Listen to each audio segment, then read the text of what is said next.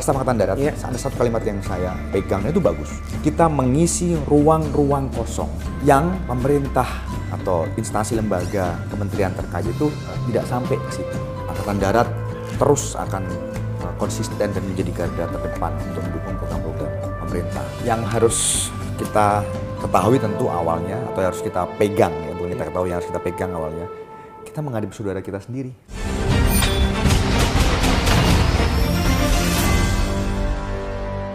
Oke, Pak Wahyu, masih ngomong soal praktik-praktik kerja humanisnya tentara. Pak Wahyu dulu pernah ditugaskan di medan perang, di Aceh. Sebagai perwira lulus tahun 98, lalu ditugaskan ke Aceh, di mana di situ ya sedang terjadi konflik. Gitu. Nah, gimana kita berbicara humanisme di arena kekacauan seperti itu, Pak? Ya, yang harus kita ketahui tentu awalnya, atau harus kita pegang, ya bukan kita ketahui, yang harus kita pegang awalnya, kita menghadapi saudara kita sendiri. Oke. Ini kan bukan musuh. Itu mindset awal. Di Aceh misalnya, dulu. Iya, dulu. Itu kan saudara-saudara kita juga, bangsa Indonesia juga, yang mungkin memiliki pandangan, pertimbangan, prinsip ya yang berbeda, lalu mengambil langkah keputusan untuk memisahkan diri misalnya. Seperti itu. Tapi itu kan tidak menghilangkan prinsip dasar bahwa ini adalah saudara-saudara kita. Ya. Saudara sebangsa dan setanah air. Betul. Ya, saudara sebangsa dan setanah air. Ya. Terus kalau sudah tahu seperti itu, ya, apakah kita mau totally ya, menerapkan prinsip war itu sendiri, ya, perang itu sendiri? Kalau menurut saya tidak bijak. Ya. Tentu tetap harus ada langkah-langkah ya untuk mengingatkan, menyampaikan bahwa ya, perbedaan pendapat, perbedaan prinsip itu suatu keniscayaan. Iya. Ya. Nah, tidak usah pada lingkup negara, pada satu keluarga saja tentu ada yang berbeda nih. Ini mau kemana nih, mau makan apa gitu kan ya, apalagi negara. Ya, tapi tentu kan semua bisa dikomunikasikan dengan baik, kan gitu. Tapi tentu sekali lagi hal itu tidak menghilangkan prinsip-prinsip kewaspadaan, ya prinsip-prinsip berkaitan dengan faktor atau poin intelijen, gitu kan. Kalau kita mau bicara, kita mau coba menjelaskan, ya, untuk mengimplementasikan fungsi utama teritorial kita, ya, memberikan pendekatan-pendekatan pemahaman, tentu kita juga harus melihat situasinya, siapa yang kita hadapi. Gitu. Tidak bisa juga kita melaksanakan kegiatan tersebut pada satu faksi yang memang keras, gitu kan ya. Ya, tapi sekeras apapun faksi kelompok itu, ya, itu tetap bisa, langkah-langkah seperti itu tetap bisa dilaksanakan. Maka pada leveling negara, kebijakan gitu. Artinya komunikasi itu selalu menjadi opsi. Iya. Bahwa itu ini diajarkankah di tentara begitu, pola-pola komunikasi terhadap masyarakat, atau memang ini bermuara dari pribadinya Pak Wahyu sendiri, mungkin pengalaman di masa remaja, masa kecil? Gitu? Di kita ya di militer itu diajarkan, Fabian ya.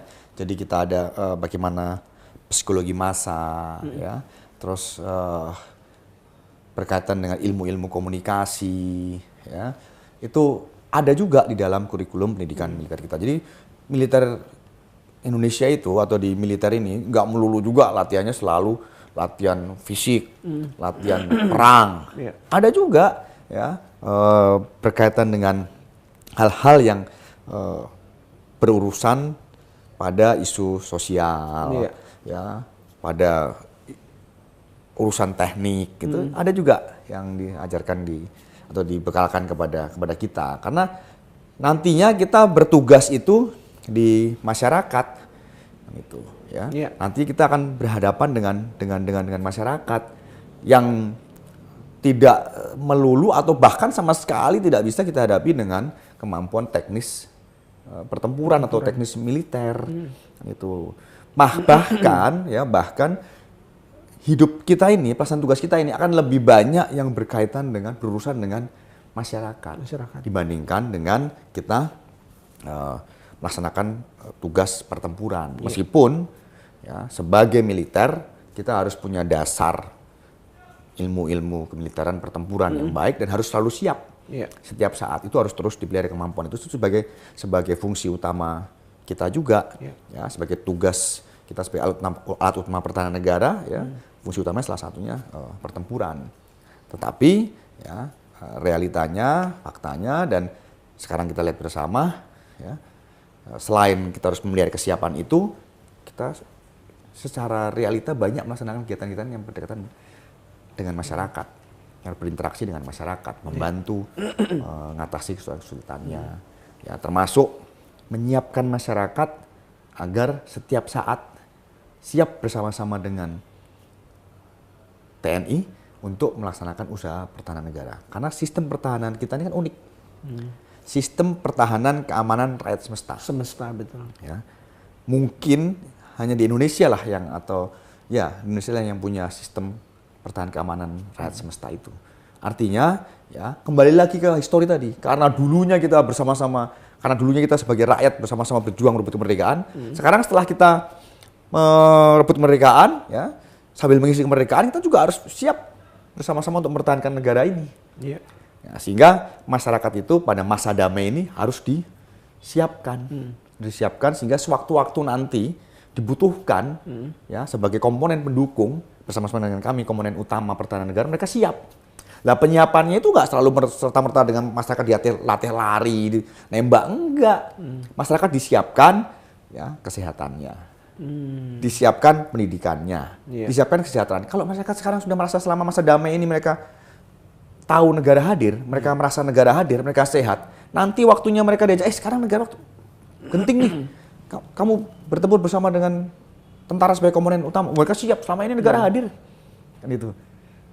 Kalau selama masa damai ini mereka sejahtera, ya, nanti pada waktunya mereka diminta untuk bergabung dengan kita, mereka ringan, siap. Oke, jadi wajar dan pantas kalau misalnya ya TNI, Polri itu hadir di masyarakat dalam bentuk misalnya ya dalam program-program kesehatan, program swasembada pangan. Betul.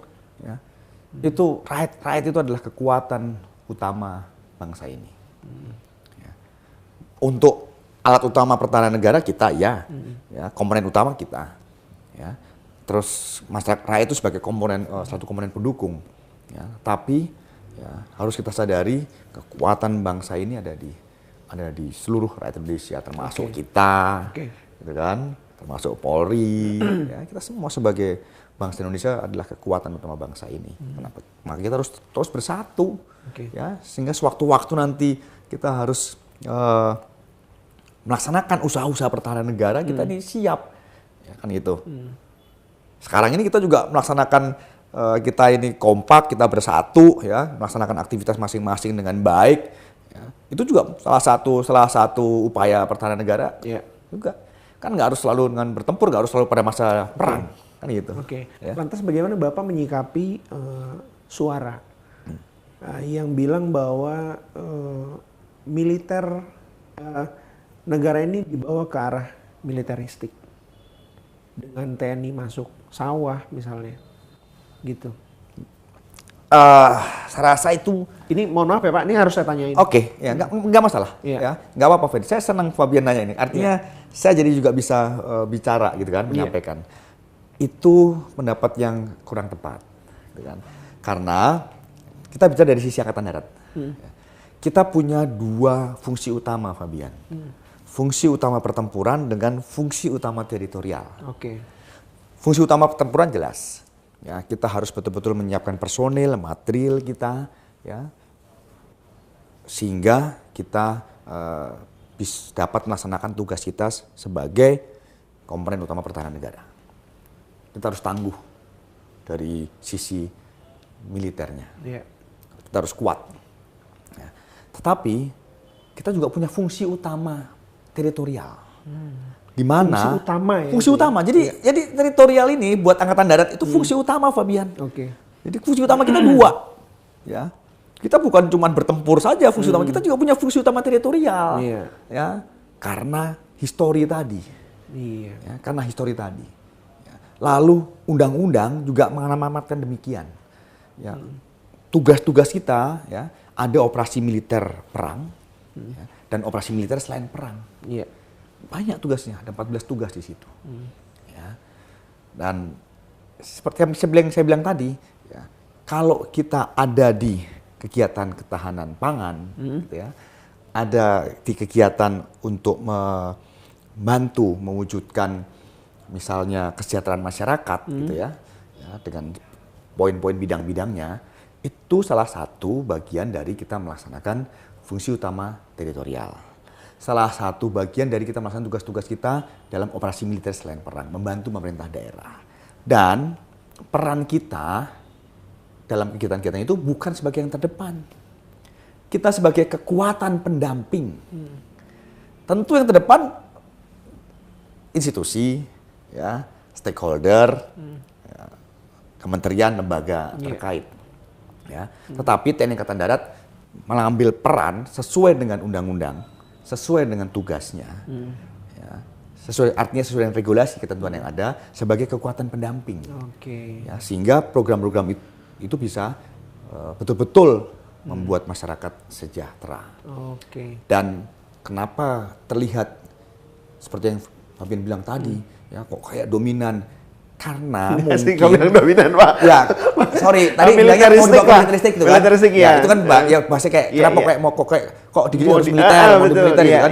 Karena memang gelar kita. Gelar kita ada seluruh wilayah Indonesia, Fabian. Gitu kan? Mencolok sekali. Kalau gitu misalnya nih berkaitan dengan kesejahteraan atau misalnya dengan kesehatan, memang ada di kabupaten kota ada. Ya kan? Terus sudah gitu levelingnya sampai di puskesmas misalnya.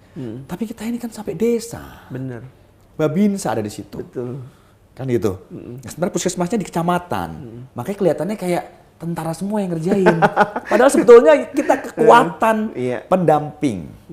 Ya, kita supporting. Karena itu. Ya, tetap yang leadingnya ya adalah kementerian atau institusi lembaga terkait. Kita kalau Bapak Kepala Staf Angkatan Darat ada satu kalimat yang saya pegang dan itu bagus.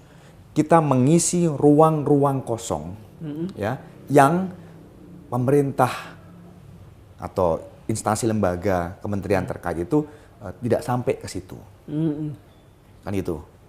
Terbatasan dari mungkin dari personil ya, alat perlengkapan gitu kan ya, maupun dari sisi faktor non teknis lainnya. Karena kita punya gelar yang luas seluruh wilayah tanah air, kita juga punya doktrin militansi gitu kan ya. Terus kita juga punya basic fisik, mentality yang baik. Kenapa enggak pada ruang-ruang kosong di tengah ya, di puncak gunung ya, di daerah terpencil, itu kita yang mengisi di situ. Betul. Ya, melaksanakan program-program kesejahteraan rakyat. Jadi kesannya kayak militeristik banget gitu kan, kesannya kok kayak tentara. Karena kebetulan kita ini yang gelarnya banyak. Ya, gelarnya banyak dan begitu satu perintah langsung kerjain. Oke, Pak Wahyu, mengingat tugas TNI Angkatan Darat yang begitu dirasakan sama masyarakat tadi ya. Itu tapi masyarakat itu masih ada terganggu lah gitu ya dengan oknum di tentara. Sebenarnya di institusi yang lain juga banyak, termasuk mungkin di masyarakat juga pasti ada. Tetapi karena saya bicara tentang Angkatan Darat, kelakuan oknum ini ya itu bisa saya bilang menghambat laju kepercayaan masyarakat terhadap tentara. Bagaimana menurut Pak Wahyu?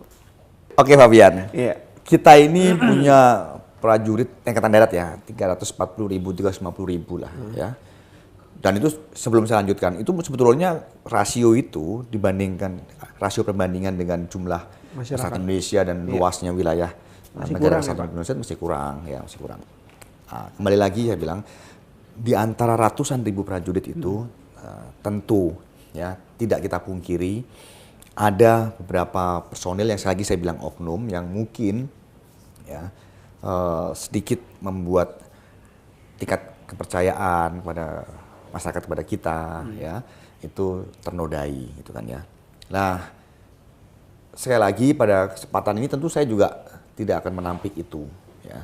Tetapi ya saya tegaskan di sini ya itu prosentasenya sangat kecil. Iya. Dan kita yakini betul ya, apabila kita disampaikan ya, berkaitan dengan anggota-anggota kita yang melukai hati rakyat ya, yang melakukan tindakan-tindakan yang tidak patut, tidak terpuji ya, kita pasti akan mengambil langkah tegas. Karena ya, pimpinan TNI Angkatan Darat sudah menyampaikan bahwa saat ini itu kita punya tugas yang cukup mulia, yang tugas yang betul-betul cukup bagus, ya, bahkan sangat bagus, mendukung program-program pemerintah untuk meningkatkan kesejahteraan masyarakat, kan itu. Dan kita punya modal dasar yang bagus. Arti modal dasar itu kemanunggalan TNI Angkatan Darat dengan rakyat, ya, dari dulu sampai dengan sekarang, gitu ya. Lalu kita juga punya program-program real pro rakyat yang terlihat betul. TMMD contohnya. Ya. TMMD itu yang ngerjain bukan cuma kita, Fabian. Itu masyarakat, partisipasi masyarakat menjadi poin utama di TMMD. Sehingga masyarakat itu juga ngerjain langsung apa nanti, fasilitas apa nanti yang akan mereka rasakan. Gitu. Sehingga prosesnya kelihatan. Bukan launchingnya aja gitu kan. Terus habis itu nggak tahu kerjanya gimana, kerja bareng-bareng. Ya. Itu yang berikutnya program-program di luar program yang rutin tahunan kita laksanakan tadi, ya, sesuai dengan kalender programnya TNI Angkatan Darat. Contoh ya program unggulan, seperti kita lihat apa sih permasalahan yang menonjol di sini, stunting misalnya. Ya, kita buat langkah nyata penanganan stunting. Ya. Dan itu pimpinan Angkatan Darat betul-betul menekankan tidak ada kegiatan yang bersifat seremonial dan formalitas. Ya, langsung turun. Ya, masyarakat bisa lihat itu langsung. Masuk berkaitan dengan TNI Manunggal Air gitu. Kan itu. Ya. Awalnya itu kan TNI Manunggal Air itu kita lihat masih banyak itu 9,3% ya masyarakat Indonesia itu belum bisa mengakses air bersih. Gitu ya. Nah, pimpinan Angkatan Darat mengambil langkah untuk menyediakan air bersih buat masyarakat. Dalam perkembangannya ya, ternyata lahan pertanian di daerah yang kekurangan air bersih tadi yang sedang kita siapkan air bersih juga kering karena sawahnya cuma sekali panen karena hanya mendapat ada hujan. Mengembang lagi untuk menyediakan air buat persawahan. Gitu. Dan sekarang sudah 4.000 lebih nih, 4.000 lebih titik air ya, sehingga bisa mengalir 52.000 lebih hektar lahan persawahan, 1 juta lebih masyarakat penerima manfaat. Dan itu sebetulnya baru 5% Fabian dari semua kondisi kekurangan masyarakat. Artinya yang sudah kita laksanakan selama 4 tahun ini, ya, program-program TNI Angkatan Darat itu masih jauh dari pencapaian atau menyelesaikan semua permasalahan masyarakat baru dari urusan air saja ini.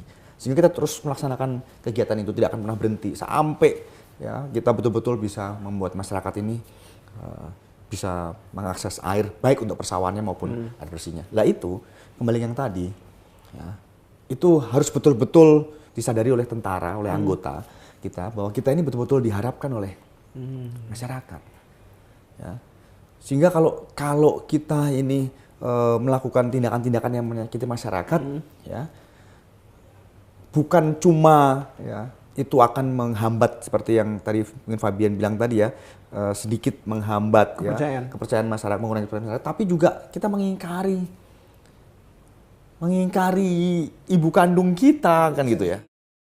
Itu yang terus kita ingatkan. Jadi saya tidak menampik itu ya, tapi saya yakini dan saya tegaskan prosentnya sangat kecil. Ya, karena kita terus berusaha untuk mengingatkan prajurit bahwa ya, masyarakat itu betul-betul menjadi kekuatan utama yang harus pada masa damai ini harus betul-betul kita siapkan, kita dampingi, kita siapkan, kita bantu, ya, kita tingkatkan kesejahteraannya karena mereka nanti salah satu komponen pendukung yang paling penting sama-sama kita mempertahankan negara ini. Ya. Dan secara data bisa saya sampaikan signifikan, sangat jauh menurun ya. Dan sesekecil apapun langsung ditindak. Iya, kalau itu pasti. Dan sampaikan. Publik bisa mengawal. Bisa, ya bisa. Saya beberapa kesempatan teman-teman dari media maupun dari beberapa lembaga gitu ya memberi info kepada saya, Pak Kadis ada info kayak gini nih, ini kan nggak pas gitu. Saya segera hubungi ke Kementerian Satuan Kewilayahannya ya untuk coba diingatkan, cek, dan terus saya ingat ya tingkat kepercayaan publik itu ya bukan serta-merta hanya di prosentase dan ranking. Ya. Harus mengakar itu, Pak. Betul.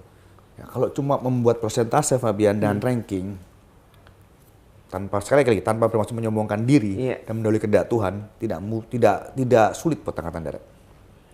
Gitu kan?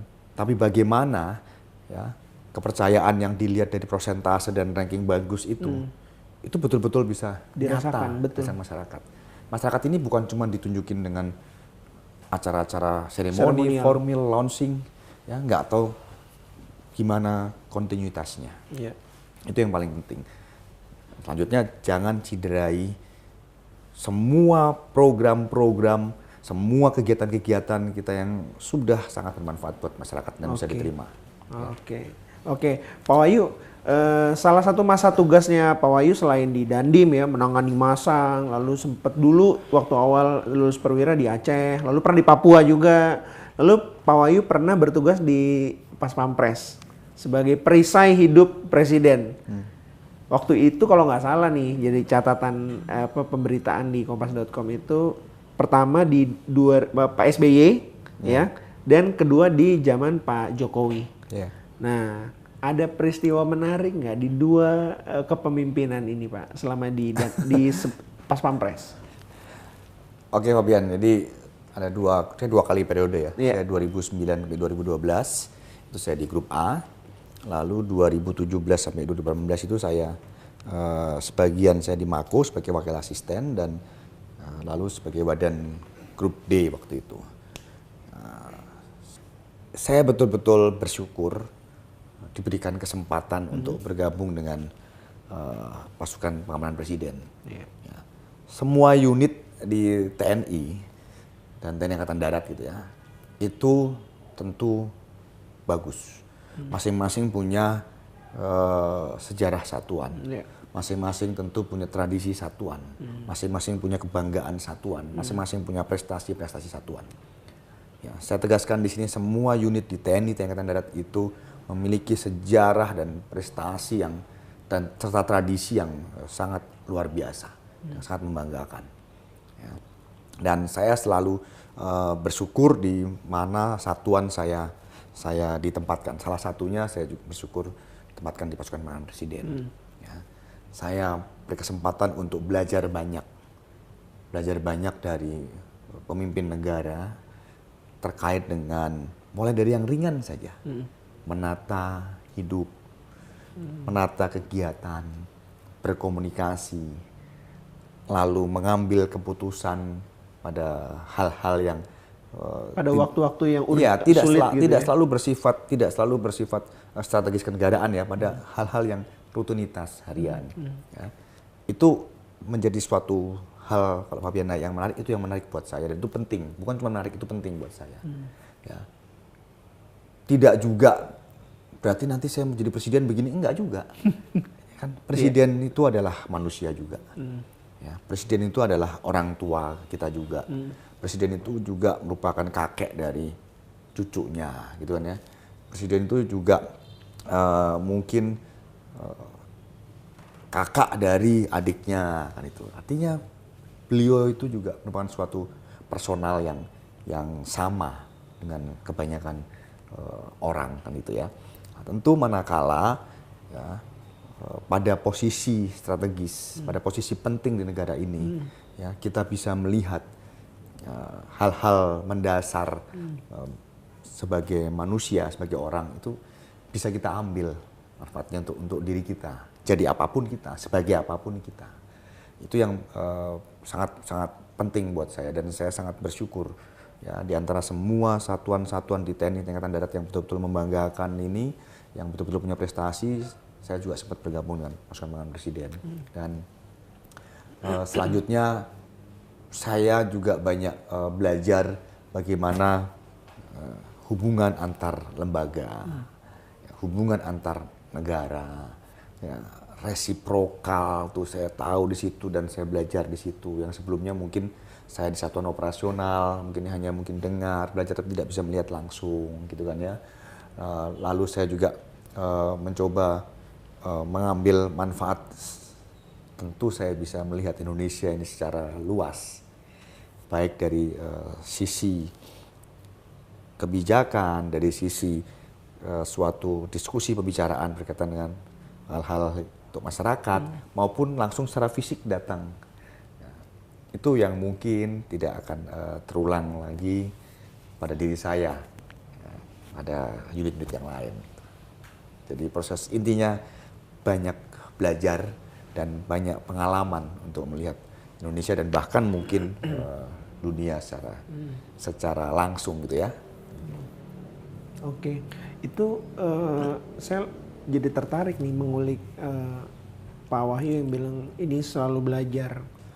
Di era sekarang Pak, kita seringkali Pak menemukan orang yang ya kita sebut aja pejabat, ya, yang saya rasa jauh dari kata yang seperti Pak Wahyu bilang terus belajar, terus apa. Nah pertanyaan saya nih Pak, itu dari mana Bapak dapat? Mungkin di masa lalu Bapak punya cerita sesuatu soal itu. Baik, Bian. Saya punya hal yang jadi pedoman buat diri saya adalah keluarga. Ya, adalah keluarga. Orang tua saya tentara. Oke. Anak kolong berarti. Ya. Lalu biasanya bandel nih Pak. Kebetulan saya enggak. Gitu ya. Keren. Tapi juga enggak yang alim-alim banget enggak. Itu enggak juga. Ya. Dan suatu saat ya orang tua saya, ayah saya kena musibah. Kena musibah, penugasan di Timur Timur. Hidup tetapi cacat. Gitu ya. Yang artinya singkatnya dia tidak akan bisa berkarir normal seperti rekan-rekannya. Karena secara fisik dia tidak sempurna. Saat itulah ibu saya memutuskan untuk menyelesaikan pendidikan. Ya, menyelesaikan pendidikan, ya, lalu bekerja, ya, karena dia meyakini bahwa anak-anak saya nanti ini harus bisa berhasil. Sementara suami saya pada kondisi yang tidak sempurna untuk melaksanakan karir dan tugasnya. Makanya ibu saya mengambil alih peran itu. Ya, dari situ terus diingatkan kepada saya, kamu ya, harus berhasil, kamu harus terus banyak belajar. Ya, karena saya ya, mengambil langkah untuk terus belajar, menyelesaikan pendidikan saya, mendapatkan gelar tertentu untuk syarat menjadi salah satu, masuk ke dalam salah satu lembaga pekerjaan, bidang pekerjaan, ya, maka saya mengingatkan kamu untuk siap dulu, jangan menunggu ada suatu hal yang membuat kamu harus mengambil kesiapan itu. Itu selalu diingatkan oleh ibu saya. Ya. Sehingga dari situ saya melihat bahwa oh berarti belajar itu penting. Kata-kata belajar itu penting. Bukan cuma dari ilmu saja. Ya, dari situ semakin tertanam dan semakin mengembang bahwa belajar itu bukan cuma dari, itu penting, tapi bukan cuma dari ilmu saja. Belajar pengalaman, belajar tentang hidup, gitu ya. Lalu belajar tentang gimana kita menyikapi situasi, kondisi, ya. Dan itu jadi bekal saya, Fabian. Jadi bekal saya untuk bisa mengambil keputusan, ngambil langkah ya pada situasi-situasi tertentu seperti salah satunya yang waktu saya menjadi dandim itu. Ya, itu kan nggak ada yang ngajarin, nggak ada sekolahnya kan gitu ya. Tapi kita bisa ngambil keputusan, ngambil langkah yang ya alhamdulillah itu tepat, gitu kan. Tuh. Dan sekarang Kepala Staf Angkatan Darat juga selalu ngomong kalau memberikan pengarahan kepada semua prajuritnya bahwa kalian jangan pernah berhenti untuk belajar. Sekarang saya menemukan keyakinan dari kata-kata belajar itu lagi. Ya, setelah tadi Fabian nanya dasarnya apa yang mendasari itu, saya sudah sampaikan. Ya, sekarang Kepala Staf Angkatan Darat sering menyampaikan nasihat dalam pengarahannya kepada para prajurit itu tadi. Ya, jangan pernah berhenti belajar. Bapak-bapaknya jangan pernah berhenti belajar. Ajari anak-anaknya dengan baik. Ya, jangan pernah kita berpikir untuk jadi kaya. Ya, yang penting anak-anak bisa sekolah dengan bagus. Ya, karena nanti akan membuat kamu terhormat, yang membuat kamu mulia adalah anak-anakmu. Ya, dari situ saya semakin yakin semakin kuat bahwa kata-kata belajar yang menjadi pedoman dari dulu saya sekarang itu memang semakin benar ya, karena sudah sekian banyak orang termasuk sekarang pimpinan Angkatan Darat juga selalu menekankan tentang hal itu. Bapak Ibu masih ada Pak? Masih, alhamdulillah masih ada. Ya, sekarang sudah tinggal menikmati hari tua itu kan ya, sehingga kita sekarang tinggal membuat gimana mereka tuh bisa terus tersenyum kepada kita, karena apa yang dulu saya siapkan gitu ya, ternyata dia bisa berdiri di kakinya dengan baik, bisa bermanfaat untuk orang lain, masyarakat dengan baik, itu sudah cukup buat orang tua saya. Dan rasanya apa yang dipesankan Ibu dulu itu sudah tercapai ya Pak? Betul. Alhamdulillah. Oke, terakhir Pak Wahyu, apa harapan Pak Wahyu terkait kerja-kerja TNI Angkatan Darat ke depan? Apalagi kan tugasnya banyak nih, ada mau perekrutan satuan-satuan baru, pembentukan kodam-kodam baru gitu. Baik, Fabian, saya meyakini ke depan, ya, saya meyakini dan saya membayangkan ke depan TNI Angkatan Darat itu bukan cuma akan menjadi salah satu kekuatan militer yang tangguh, ya, tetapi juga kekuatan yang memiliki kemanunggalan dengan rakyat yang semakin kuat. Juga sebagai salah satu komponen yang mendukung pelaksanaan pembangunan nasional dengan baik. Ini saya yakini dan saya bayangkan akan terus bisa menjadi peran yang utama untuk TNI Angkatan Darat. Ya. Sekarang saja Fabian, ya, animo generasi muda untuk masuk menjadi Angkatan Darat itu cukup tinggi. 2024 itu yang mendaftar itu 70.000 lebih ya. Setelah kita validasi, cek administrasi yang tervalidasi dan siap untuk melaksanakan tes itu 33.000 lebih, dan itu sangat mengembirakan. Artinya ya, generasi muda sekarang ini kecintaannya kepada Angkatan Darat semakin tinggi. Ya, rasa cinta tanah airnya juga semakin tinggi, gitu ya. Meskipun pertahanan bela negara atau bela negara, pertahanan negara tidak selalu bergabung dengan angkatan bersenjata, tetapi dari sisi kami, dari sisi Angkatan Darat itu suatu hal yang sangat mengembirakan. Ya. Dan tadi yang saya bilang tadi, saya betul-betul meyakini dan membayangkan bagaimana Angkatan Darat ke depan bukan cuma akan menjadi kekuatan militer yang tangguh, tapi juga menjadi suatu kekuatan pendukung pembangunan nasional, gitu ya, yang memang betul-betul bisa melaksanakan tugas dengan bagus, dengan kemanunggalan TNI dengan rakyatnya juga semakin, dan Angkatan Darat dengan rakyatnya juga semakin erat. Karena apa? Karena saya melihat generasi-generasi muda yang bergabung dengan Angkatan Darat sekarang itu betul-betul kita siapkan, bukan cuman punya kekuatan fisik dan kesehatan yang baik, ya, tapi juga mempunyai mental yang baik, berkarakter, dan punya kepekaan sosial. Ya, itu betul-betul kita siapkan. Ya, dari animo yang besar kita siapkan dengan poin-poin tadi, karena ke depan bayangan dan keyakinan kita sangat tinggi terhadap Angkatan Darat ini. Ya. Dan kalau Fabian tahu juga, pemerintah sekarang punya Astacita. Ya, Astacita ini salah satu yang penting adalah mewujudkan pembangunan ketahanan pangan yang betul-betul bisa mensejahterakan masyarakat. Ya. Angkatan Darat melalui program-program yang sudah kita obrolkan tadi, ya, TMMD termasuk program-program unggulan, ya, itu terus akan konsisten dan menjadi garda terdepan untuk mendukung program-program pemerintah. Dan itu sudah kita buktikan, karena apa yang kita kerjakan itu betul-betul bersama-sama dengan masyarakat, baik yang program rutin tahunan maupun yang menjadi unggulan kita. Ya. Dan kita semua bekerja by data, gitu kan ya. Berapa hektar lahan sudah teraliri, gitu kan? Ya, berapa masyarakat penerima manfaat, ya. Itu sudah kita sampaikan tadi, dan itu kita akan terus bergerak maju, mendukung program pemerintah melalui program-program yang kita miliki dan program unggulan yang ada di kita. Lalu saya juga mengingatkan sekarang kita dari Kementerian Pertahanan itu ada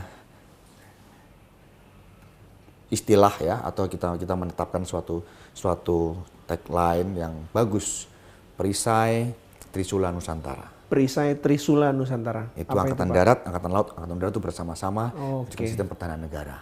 Ya, dan kami dari Angkatan Darat tentu, ya, akan mewujudkan prinsip Perisai Trisula Nusantara itu dengan baik melalui fungsi utama yang kita miliki.